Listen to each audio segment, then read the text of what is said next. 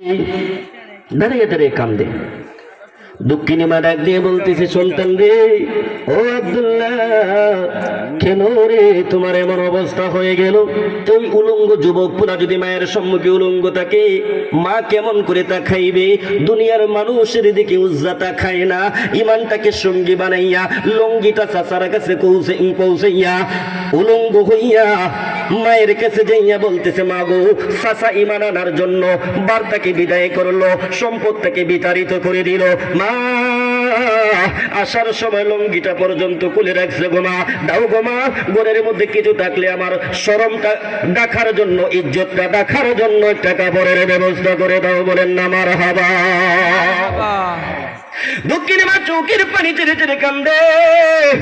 দুনিয়ার কোন মা সন্তানের কোনো কষ্ট সহ্য করতে পারে না, ঠিক কিনা?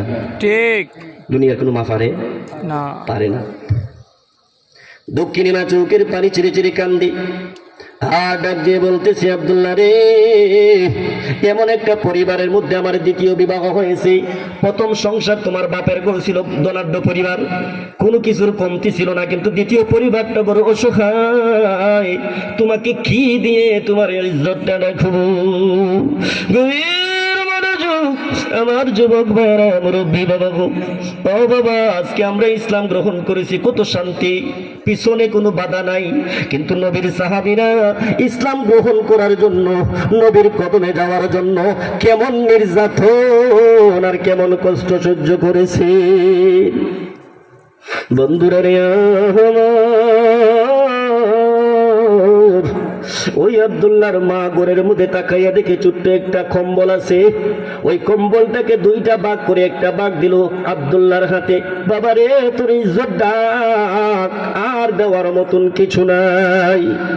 কিতাবের মধ্যে এসেছে, মুরব্বী বাবা রে, আমার যুবক ভাইরা, কিতাবের মধ্যে এসেছে আব্দুল উজ্জাকে দক্ষিণী মা একটা কম্বল দিল, দুইটা ভাগ করে একটা ভাগ মা রাখছে মায়ের জন্য, আর একটা ভাগ দিতে সন্তানের ইজ্জত রাখার জন্য। ওই আব্দুল উজ্জা নাম তো পরিবর্তন হয়ে আমার নবী রাখছেন আব্দুল্লাহ। ওই আব্দুল্লাহ মায়ের হাত থেকে একটু কম্বল নিয়ে বাবা